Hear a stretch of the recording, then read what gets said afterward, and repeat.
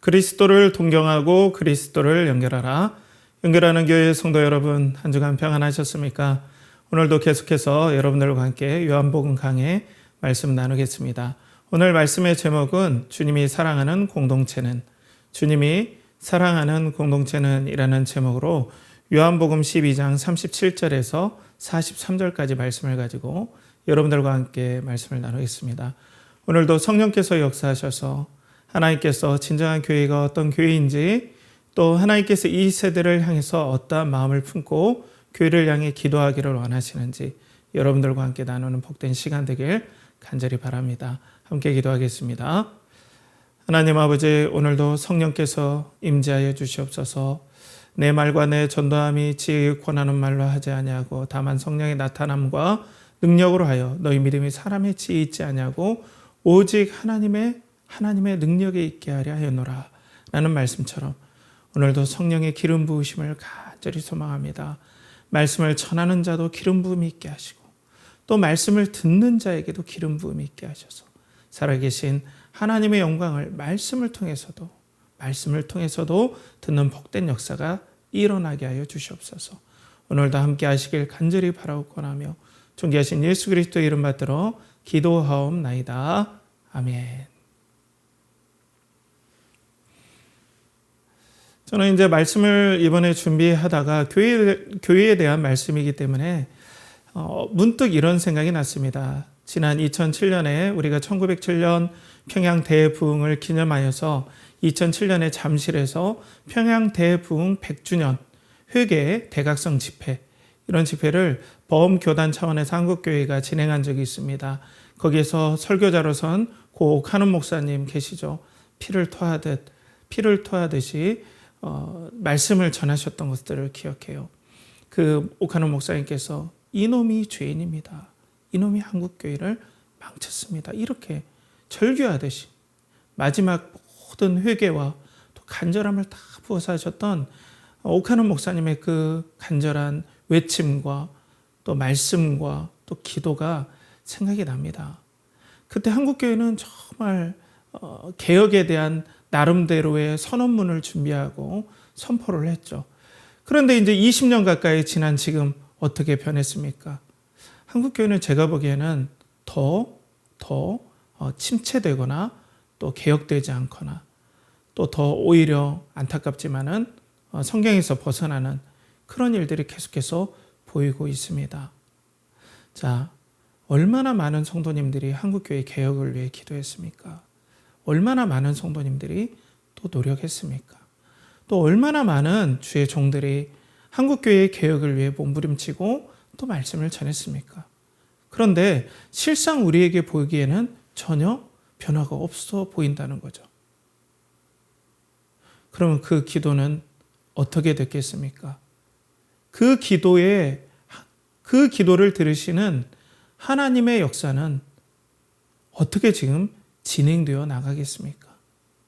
하나님께서는 이 기도, 이 부르짖음에 어떻게 응답하실까요? 교회 일이니까 내가 당장 마음이 불안하고 경제적으로 어려우니까 그런 설교가 더 긴박할 수도 있습니다. 나는 그런 설교를 원한다. 난 당장의 마음의 화평을 원한다. 물론 그런 설교가 중요하죠. 그렇지만 오늘 여러분들 가운데서 우리가 교회 공동체로 하나님께서 불러주셨기 때문에 교회 공동체가 살아나지 않으면 나의 신앙은 소망이 없고 또 우리들의 신앙은 어려움에 처할 수밖에 없습니다. 왜냐하면 우리는 하나이기 때문입니다. 우리는 한 지체이기 때문입니다. 그럼 오늘 말씀을 통해서 하나님께서 어떻게 이 우리들의 기도에 어떻게 응답하실지 우리가 말씀을 통해서 조금 더 바라보고 또 유추해보고 또 이걸 가지고 기도하는 복된 은혜의 시간이 되길 축복합니다. 자, 오늘 말씀을 보면은 이제 예수님의 사역이 십자가로 접어들면서 사도 요한은 아마 기도했던 것 같아요. 이제 예수님의 사역, 이 복음을 내가 앞 전반부에 성령의 감동으로 기록하였다면 이제 예수님께서 십자가를 앞두고 제자들과 말씀을 나누는 쪽으로 가기 전에 어떻게 전반부를 요약하고 또 어떻게 전반부를 갈무리할 것인지에 대해서 아마 기도했겠죠. 그러면서 기도하면서 하나님께서 전체적인 유대인들의 반응과 또 유대인의 반응을 어떤 식으로 해석하고 어떤 식으로 마무리해야 될지에 대해서 하나님께 기도하면서 아마 기록했을 거라 생각이 됩니다. 그때 이제 전체적으로 이 마무리가 예수님의 말씀에 예수 그리스도에 대해서 유대인들은 믿지 않았다, 불신앙했다, 거부했다 이렇게 요약이 되는데, 이렇게 요약이 되는 건 여러분들이 지금까지 저와 말씀을 나눠서 알 겁니다. 계속해서 유대인들의 반대에 부딪혔던 것들을 우리가 보게 되었죠. 그런데 오늘 사도 요한은 성령의 감동 아래서 이사야 말씀의 성취, 이 유대인의 반대와 불신앙은 이사야서의 그 말씀의 성취다라고 요약하고 결론을 내립니다. 그냥 유대인들은 불신앙이다, 믿지 않았다, 예수님을 반대했다 이걸로 끝나지 않고 이사야의 성취라고 오늘 말씀에 기록을 하고 있다는 거죠. 그럼 왜 이사야서를 언급하면서 사도 요한은 성령의 감동에 따라 이 전반부의 유대인의 이 반대를 해석하고 기록했겠습니까? 먼저 이 이사야 말씀의 전반적인 줄거리라고 할까요? 이 줄거리는 거룩하신 하나님께서 시온 곧 이스라엘 백성을 정결하게 하실 것이다. 이스라엘 백성을 정결하게 하시는데 그 수단과 방법은 징계를 통해서 정결하게 하실 것이다. 그런데 이사야서가 말씀하는 그 대상은 이스라엘을 넘어서서 이제 열방, 온 세계에도 이런 심판이 임할 것이고 전국에는 하나님의 나라가 완성될 먼 미래의 소망까지 한꺼번에 다 이렇게 예언하고 선포하는 내용이 바로 이 이사야서입니다. 그러니까 하나님께서, 거룩하신 하나님께서 이스라엘을 심판이라는 도구를 통해서 정결하게 하실 것이다. 이런 관점으로 우리가 이 이사야서를 보게 되죠. 그러면서 오늘 이사야서 53장을 먼저 인용하면서 이 사도 요한이 말씀을 풀어나갑니다. 오늘 보면 37, 38절에 보면 이렇게 많은 표적을 그들 앞에서 행하셨으나 그를 믿지 아니하니 이는 선지자 이사야의 말씀을 이루려 하심이라. 이르되 주여 우리에게서 들은 바를 누가 믿었으며 주의 팔이 누구에게 나타났나이까 하였더라. 이사야서, 유대인들의 반대와 불신앙은 이사야서를 성취하고 이루려 하십니다. 하나님 여호와여, 누가 우리에게서 들은 바를 믿었고 주의 팔이 누구에게 나타났나이까. 하나님의 말씀을 열심히 전한 이사야를 불신했고 또 그렇기 때문에 그들의 불신앙 때문에 하나님의 역사가 일어나지 않았습니다. 라는 그 말씀이 유대인들의 현재 예수 그리스도를 반대하는 그 일과 똑같은 패턴으로 일어났다라고 지금 사도 요한은 결론을 내리고 있죠. 자, 여기까지는 뭐 그렇다 쳐요. 자, 이제 그런데 오늘 보면은 이 유대인의 불신앙은 하나님의 징계다라는 것을 오늘 말씀을 통해서 더 보여줍니다.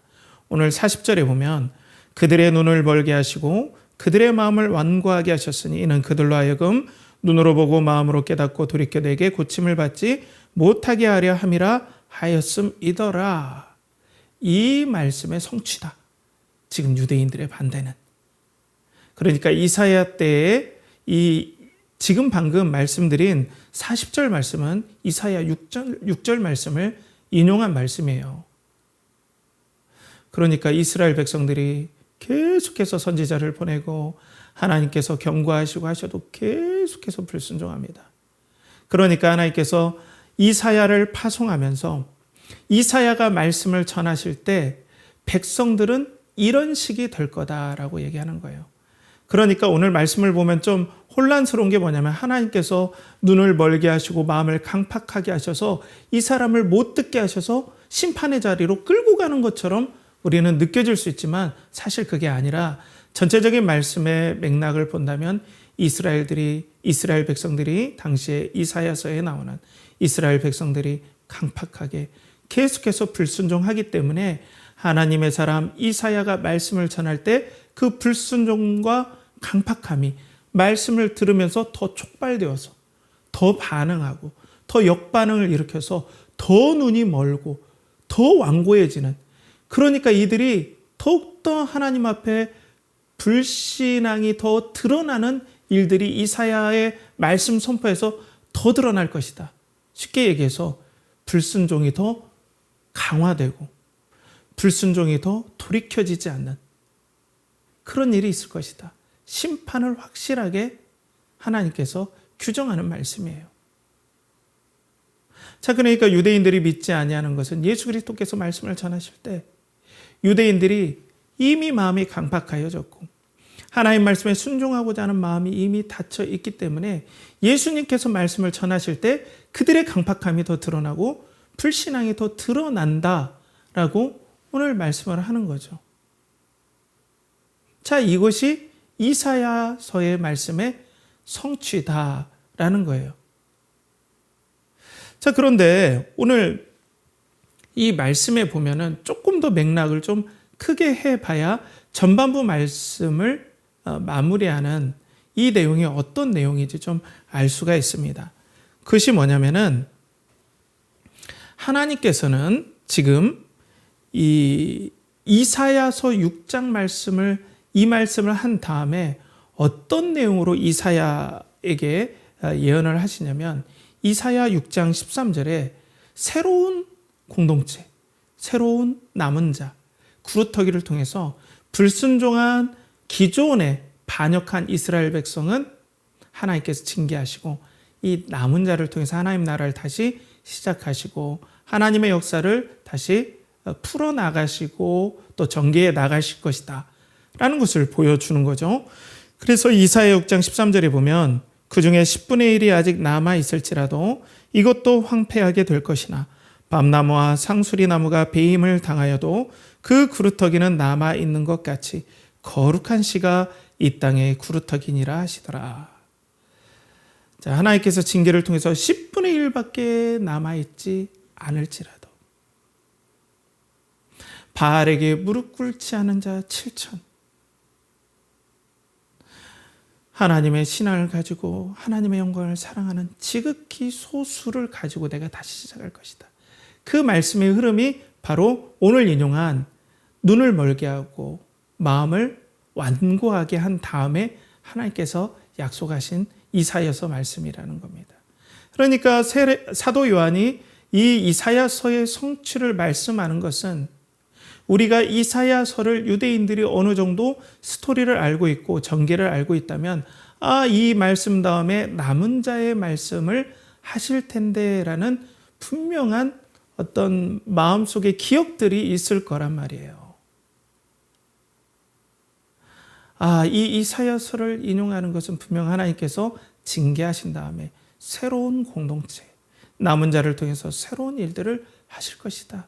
그렇다면 유대인들의 반역, 유대인들의 불신앙, 예수님을 거부하고 마음이 완고하게 되고 그 눈이 어두워진 것은 하나님께서 유대인의 불신앙에 대해서 분명하게 징계하실 뿐 아니라 그 징계 이후에 유대인들의 공동체에서 하나님께서는 새로운 교회의 공동체, 거룩한 씨, 남은 자를 통하여서 하나님의 나라의 일들을 계속할 것이다. 그런 의미에서 전반부에 예수 그리스도의 사역에서 유대인들의 반대는 하나님께서 새로운 공동체, 교회 공동체가 앞으로 일어날 것이라는 암시를 두는 것입니다. 그리고 앞으로 예수 그리스도의 십자가를 통해서 그 교회 공동체는 선포되고 시작될 것입니다. 라는 암묵적인, 그리고 누구나 다 이스라엘 유대인이라면 알 수 있는 이사야의 흐름을 가지고 사도 요한은 전반부로 오늘 결론 맺고 있다는 겁니다. 그렇기 때문에 이 강팍함은 하나님의 새로운 시작이요. 이 불신앙과 반역의 계속해서 증가, 회개하지 않음. 이것은 바로 하나님께서 새로운 공동체, 거룩한 씨, 남은 자를 통해서 새해를 시작하실 전조 증상이다 라는 것을 성경을 통해서 우리는 유추해 볼 수 있습니다. 사랑하는 성도 여러분, 그러면 앞에서 말씀드린 것처럼 한국교회, 지금 우리가 계속해서 한국교회를 위해서 기도합니다. 그런데 계속해서 한국교회가 회개하지 않아요. 물론 저는 어떻게 보면 자유로운 입장일 수 있겠습니다. 교회도 건물도 없고 개척하는 목사이기 때문에 이 말씀을 어떻게 보면 자유롭게 말씀하는 귀한 위치에 있을 수 있어요. 은혜의 위치죠. 하나님께서 그래서 저에게는 이런 말씀을 선포하도록 마음의 감동을 주신다라고도 생각이 돼요. 제가 만약에 정말 수만 명이 있는 대형교회 목사라면 이 말씀을 전하기가 쉽지 않을 겁니다. 자, 우리 한국 교회가 계속해서 회개하지 않아요. 성장주의, 물질주의, 세속주의, 그리고 번영주의로, 그리고 축복주의로만 계속해서 갑니다. 돌이키질 않아요. 그러니까 하나님께서는 이 성경의 패턴을 우리가 하나님은 꼭 이렇게 하실 것이다 라고 보다는 하나님의 방법은 계속해서 마음을 완고하게 하고 회개하지 않으면 하나님의 패턴은 남은 자, 징계를 통해서 거룩한 씨, 소수를 통해서 하나님의 나라를 다시 일으키는 이런 일들이 우리에게 일어날 수밖에 없다. 이렇게 계속해서 회개하지 않는다면.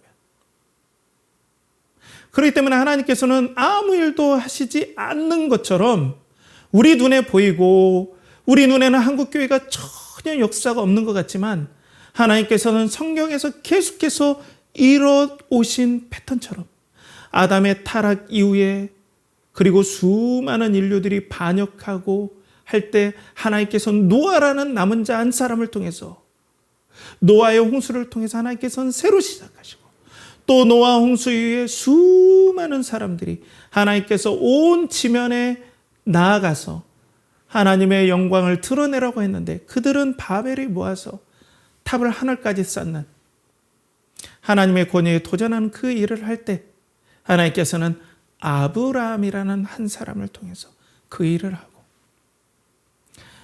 이스라엘 백성들이 타락하여서 바벨론으로 포로로 끌려갔을 때 나중에 그 징계에 의해 포로에서 돌아온 남은 자들을 통해서 하나님의 역사를 이루시고 또 이렇게 유대인들이 이렇게 하나님 앞에 반역하고 불순종할 때 예수 그리스도라는 완전한 이스라엘, 완전한 남은 자, 완전한 성경에서 예언된 거룩한 씨, 이 예수님을 통해서 하나님은 또다시 시작하시고 또 하나님께서 유대 공동체에서 떨어져 나온 거룩한 씨, 교회를 통해서 하나님의 일이 시작될 것임을 오늘 성경은 이사야서의 성취다 이것이.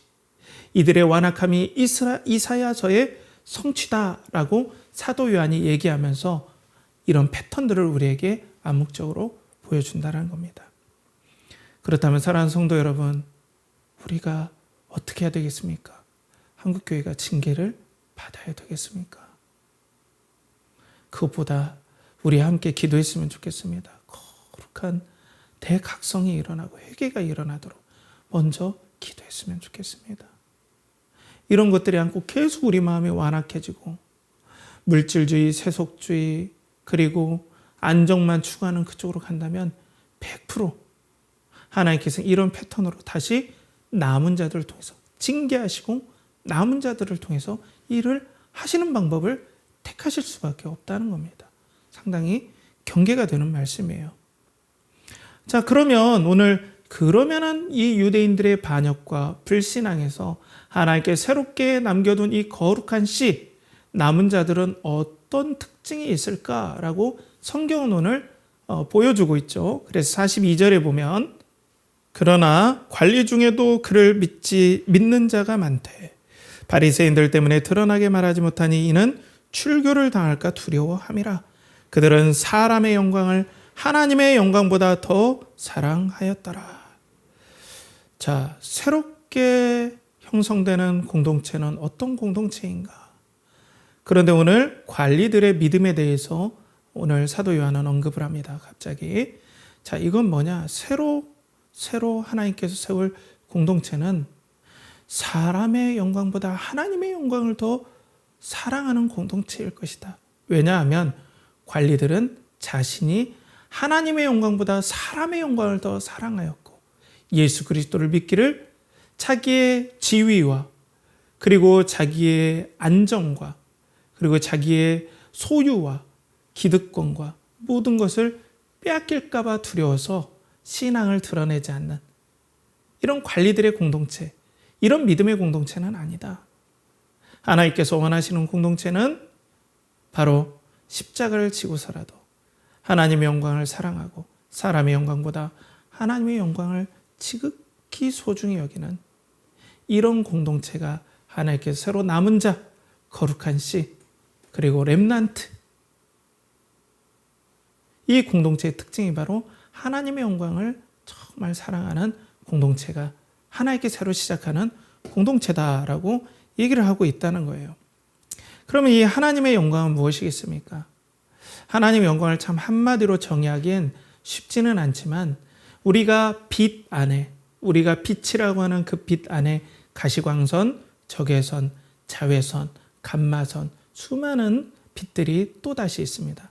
마찬가지로 하나님의 영광이라는 것은 그 하나님의 어떠하심인데 그 안에 하나님의 거룩도 있고 하나님의 생명, 하나님의 구원, 하나님의 진실하심, 하나님의 사랑, 하나님의 은혜, 이 풍성한 모든 것들이 하나님의 영광 안에 다 있어요.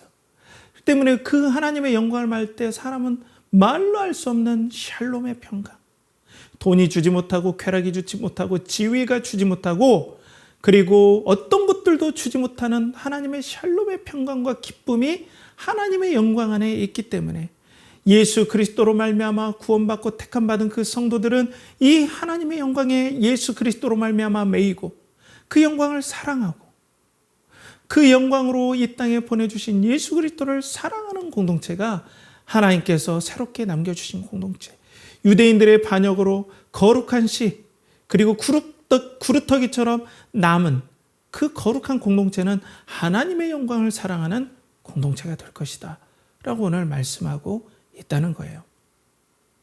자, 그래서 오늘 계속해서 이사야 말씀을 오늘 사도 요한이 또 인용을 합니다. 41절에 보면 이사야가 이렇게 말한 것은 주의 영광을 보고 주를 가리켜 말한 것이라. 자, 이 주라는 것은 아마 예수 그리스도를 나타내는 것 같아요. 그러니까 성전에서 이사야 6장에서 하나님의 영광을 본 그 이사야가 본 영광은 우리 예수 그리스도께서 성자, 제2위격 성자 하나님으로 계실 때에 그 영광을 봤을 것이다. 그 영광을 봤다라고 사도 요한은 얘기를 하고 있다는 거예요. 그러니까 이 영광을 보고 이 영광을 사모하는 그리고 이 영광을 보고 회개해서 이 영광으로 돌아야 되는데 돌아오지 않으니까 이 영광을 사랑하고 이 영광을 지극히 소중히 여기는 새로운 남은 자의 공동체, 거룩한 씨의 공동체를 하나님께서 세우실 것이다. 그것이 바로 교회다. 앞으로 세워질. 그렇죠? 그렇기 때문에 주님이 사랑하시는 공동체는 어떤 공동체겠습니까? 주님이 사랑하시는 교회는 여러분 어떤 교회겠습니까? 제자 훈련하는 교회, 찬양 사역하는 교회, 긍휼을 베푸는 교회. 맞습니다. 하나님께서 다양한 교회의 모습들을 보여주지만 가장 본질되는 것, 그 저변의 가장 기초가 되는 것은 하나님의 영광, 그리스도의 영광을 사랑하여서 각자의 은사에 맞게 그런 사역을 하는 교회죠. 사람의 영광보다, 성장보다, 소위 말해서 어떤 세력보다, 안정보다 하나님의 영광을 생명처럼 사랑하는 교회의 공동체를 하나님께서는, 우리 주님께서는 사랑하시고 앞으로 남은 자, 하나님께서 계속해서 종말 때까지 찾으시는 공동체는 자신의 생명보다 하나님의 영광을 사랑하는 공동체를 우리 주님께서는 찾으신다, 사랑하신다라는 것을 오늘 볼 수가 있다는 거예요. 자, 그런데 이런 귀한 공동체를 이뤄나가는데 가장 방해가 되는 것은 바로 우상입니다. 자, 우상의 정의를 제가 참 마음에 드는 정의는 김세훈 박사님이라고 참 세계적인 석학이죠. 신학 박사인 김세훈 박사님이 이렇게 정의를 하죠. 하나님 아닌 다른 것에서 안정을 취하는 모든 것이 우상이다. 하나님 아닌 다른 것에서 자신의 안정과 샬롬, 평강을 구하는 모든 것이 바로 우상이다. 그러니까 아까 관리들처럼 바리새인들이 무서워서 사람의 영광, 자신들의 기득권, 소유, 지금까지 쌓아올린 공적, 그리고 어려움 없이 평안하게 살고자 하는 안일함, 이런 모든 것들을 기대는 것들이 우상이라는 거예요. 이런 것이 하나님의 영광을 사랑하는 공동체를 이루는데 방해하게 된다는 거예요. 우리도 어떻습니까? 교회가 성도들이 좀 오지 않더라도, 표현이 조금 거칠 수 있지만 오지 않더라도, 물론 구원받는 성도들이 많아져야 되겠지만 교회의 본질을 붙잡는다면 성장이 좀 더디더라도 하나님의 영광을 붙잡고, 그리고 그 영광을 위해 십자가를 지고 따라갈 것을 성도들에게 때론 격려하고, 이것들이 안 될 때는 위로도 해주고, 이렇게 되어져야 되는데, 현재 아쉽지만은 제가 감히 말씀드리지만 많은 한국교회에서는 성도들이 세상의 영광을 얻는데 도움이 되는 종교기관처럼 전락해버린 경우가 많습니다. 거꾸로 하나님의 영광을 사랑하는데 도움이 돼야 되는데 세상의 영광을 사랑하는데 도움이 되는 교회, 우상을 숭배하도록 계속해서 우리가 거꾸로 부추기는 그런 일들을 우리가 하고 있다는 거예요. 어떻게 하면 자녀들이 남들보다 더 앞서서 세상의 어떤 고위직과 돈 잘 벌고 또 높은 위치에 있어서 하나님 아닌 것으로 안정을 취하는, 물론 높은 위치와 공부 잘하는 게 나쁜 게 절대 아닙니다. 근데 그것으로 안정을 삼으려는, 하나님의 영광보다 세상의 영광을 더 사랑하는데 우리가 계속 부추기고 있다면 이것이 결정적으로 하나님께서 기뻐하시는 교회 공동체를 이루지 못하는 독소가 된다는 겁니다. 이걸 빼내야 되는데 이게 쉽지 않다는 거예요. 그러니까 구원받으면 그냥 모든 게 끝난다. 이제 뭐 완전 끝이다. 이런 인상만 계속해서 가지고, 구원이라는 게 왜 구원이 중요합니까? 구원받았다는 건 우리가 하나님의 영광에 갈 수 있게끔, 하나님의 영광으로 회복되었다라는 것이 구원 아닙니까? 모든 사람이 죄를 범하였으며 하나님의 영광에 이르지 못하였더니, 로마서 3장 23절에 이렇게 나와 있잖아요. 사랑하는 성도 여러분, 하나님의 영광보다 세상의 영광을 사랑하는데 우리가 계속해서 이것들을 돕는 종교기관으로 있다면 절대로 우리는 이런 교회 공동체를 이룰 수가 없습니다. 하나님께서 사랑하시는 하나님의 영광을 사랑하는 교회 공동체, 십자가를 지고서라도 하나님의 영광, 그 영광을 사랑하고 그 영광에 집중하고자 하는 공동체는 절대 이룰 수가 없어요. 우리 연결하는 교회 성도 여러분, 참 저도 이런 일에 일조했다는 것이 너무나 마음 아픕니다. 교회의 성장이 하나님의 영광을 위한 것인 줄 알고 열심히 저도 거기에 일조했죠. 할 말 없는 죄인입니다. 너무나 부끄럽습니다. 그렇지만 하나님께서는 이제 새로운 공동체를 찾고 계십니다. 그리스도의 영광을 생명처럼 사랑하는 공동체. 우리가 자녀 교육에서도 어떻습니까? 우리 크리스찬들이 우리 자녀가 좀 공부를 서울대 가야 되는데 고려대 가야 되는데 다른 경희대 아니면 지방에 있는 국립대 이렇게 할지라도 절대로 하나님 영광과 타협하지 않겠다. 우리 자녀들에게 가장 소중한 건 어떤 명문대에 가는 것보다, 좋은 데에 취직하는 것보다 하나님의 영광을 알고 십자가를 지고 따라가도록 우리 자녀들을 격려해주고 잘 키워내는 것이 우리의 목적이다. 이런 분들이 과연 교회에서 몇 명이나 되겠습니까? 저도 그렇게 안 하려고 정말 몸부림칩니다. 우리 자녀들에게 때로는 저도 공부를 강요할 때가 있었어요. 정말 강요였죠. 그냥 사회 분위기가 알잖아요. 좋은 대학 나오지 않고 직장 취업하지 못하면 너무 한국 사회가 살아남기가 힘듭니다. 그렇지만 그렇게 하지 않을지라도 우리 자녀들이 성경을 읽고 하나님께 기도하고 하나님의 영광을 사랑하고 또 지혜롭게 세상의 모든 지식들, 하나님께서 만드신 그 원리들을 책을 통해서 깊게 알아서 하나님의 영광을 따라 성령의 인도하심을 따라 세상의 영광을 사랑하지 않냐고 하나님이 인도하신 대로 살아가도록 그렇게 기르려고 우리는 애써야 되고 저 또한 무진장 애쓰고 있습니다. 사랑하는 성도 여러분, 그렇기 때문에 우리가 마음을 새롭게 하고 변화를 받아서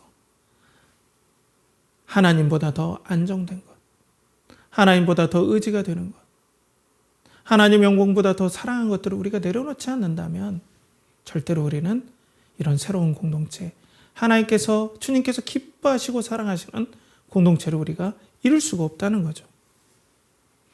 그런데 여러분, 가장 하나님의 영광을 사랑한 성경의 인물이 누군지 아십니까?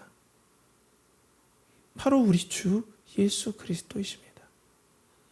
우리 주 예수 그리스도는 성자로 계실 때 하나님의 영광을 정말로 사랑하셔서 영원히 참 사람 되셔야 됨에도 불구하고 하늘의 영광을 내려놓고 그 하나님의 영광이 너무나 대단하기 때문에 그 영광에 자원하여 순복할 수밖에 없었고 그 영광에 자원하여서 고난받을 수밖에 없었고 그 영광에 자원하여서 십자가에 못 박힐 수밖에 없었던 그 하나님의 영광을 아신 주님께서 이 땅에 내려오셨습니다.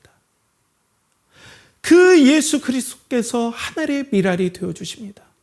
이 예수 그리스도의 하나님의 영광을 사랑하는 마음을 알고 그 영혼에 그것이 새겨진 그 다른 하늘의 미랄들, 하나님께서 기뻐하시는 교회들이 예수 그리스도의 하늘의 미랄이 오심과 동시에 100% 이 땅에서 존재할 수밖에 없습니다.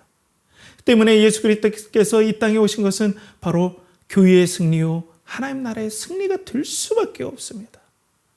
예수 그리스도는 하나님의 영광을 지극히 사랑하는 마지막 아담으로 오셨습니다. 그 아담 안에 수많은 하나님의 영광을 사랑하는 교회들이 그 안에서 수많은 하나님의 교회를 사랑하는 성도들이 그 안에서 날 수밖에 없음을 성경은 보여줍니다. 그렇기 때문에 비록 눈에 보이기에는 교회가 타락하고 눈에 보이기에는 교회 공동체가 타락할지라도 눈에 보이기에는 가톨릭이 처음에 쭉 나가다가 타락하여서 종교개혁으로 교회가 또 새롭게 되어지고 또 그 교회가 부패했을 때 대각성으로 새로워지고 계속해서 남은 자를 통해서 계속해서 이런 일이 일어나지만 결국에 보면은 예수 그리스도께서 오신 것 자체가 하늘의 미랄이 되신 그리고 마지막 아담 되신 예수 그리스도가 자신처럼 하나님의 영광을 사랑하는 사람들을 낼 수밖에 없음을 거룩한 씨로 낼 수밖에 없음을 오늘 성경은 보여주면서 절대로 교회는 흔들리지 않는다. 예수 그리스도가 오신 이상 반드시 교회는 승리할 수밖에 없다. 반드시 하나님의 영광을 사랑하는 사람은 수많은 미랄이 나듯이 반드시 하나님의 역사는 그 공동체는 세워질 수밖에 없다라고 성경은 이야기하고 있다는 것입니다. 비록 눈에 보기에는 한국 교회가 이렇게 될지라도 반드시 하나님은 남은 자를 또 일으킬 수밖에 없습니다. 그래서 하나님은 승리할 수밖에 없습니다. 사랑하는 성도 여러분, 그렇다면 우리 연결하는 교회는 어떻게 되어야 되겠습니까? 오늘 말씀처럼 우리 마음을 강팍하게 하여서 하나님의 영광을, 사람의 영광을 하나님의 영광보다 사랑하는 그런 어리석은 우를 우리가 범하지 맙시다. 여러분 안에 이 하나님의 영광보다 더 사랑하는 것이 있습니까? 쾌락입니까? 아니면은 여러분들의 목숨입니까? 아니면 안정입니까? 직장입니까? 가족입니까? 소중한 것이지만 하나님의 영광보다는 앞설 수가 없습니다. 그렇기 때문에 우리가 사람의 영광을 구하고 이 땅에서 잘 먹고 잘 살기를 구하는 것보다 우리 예수 그리스도처럼 하나님의 영광을 구하는 거룩한 씨가 됩시다. 우리가 그러한 씨가 된다면 하나님께서 분명히 우리를 통해서 그러한 공동체를 세우시고 이끌어 가실 것입니다. 저는 우리 연결하는 교회와 우리 성도들이 하나님의 영광을 사랑하고 십자가를 지고 이 땅의 영광이 아니라 하나님의 영광을 바라보면서 하나님이 기뻐하시는 공동체로 세워지길 간절히 바라고 있습니다. 오늘도 우리 사람의 영광을 사랑한 것이 무엇인지 우리가 한번 살펴보고 오늘 이사야 말씀처럼 요한 사도가 마지막을 정리했던 유대인들처럼 징계받는 사람들이 아니라 하나님께서 그렇게 키워낼 수밖에 없고 간직할 수밖에 없는 거룩한 시로 하나님 앞에 쓰임받는 우리 연결하는 교회 성도들 되길 간절히 축복합니다. 함께 기도하겠습니다. 하나님 아버지, 오늘도 주님이 사랑하시는 공동체는 바로 하나님의 영광을 사랑하는 그런 공동체임을 우리가 보게 되었습니다. 아버지 하나님, 회개하지 않으므로 강팍하여 정말 징계받아서 그 영광이 다른 쪽으로 옮겨가는 것을 넉넉히 보는 그런 우리들이 아니라 하나님의 영광을 사랑하여 하나님 그 영광을 위해서 십자가를 지고 주님을 따라가는 우리 연결하는 교회 되게 하시고 우리 한국교회를 불쌍히 여겨주셔서 다시 한번 대각성이 일어나는 역사가 있게 하여 주시옵소서. 이를 간절히 바라고 권하며 이제는 우리 주 예수 그리스도의 은혜와 하나님의 극진하신 사랑과 성령이 내주 교통하심이 하나님의 영광을 사람의 영광보다 사랑하기를 원하는 사랑하는 연결하는 교회 성도들의 영혼과 가정과 직장과 사업체와 그들의 드리는 모든 것 위에 이제로부터 영원토록 함께 하시기를 간절히 축원하옵나이다. 아멘.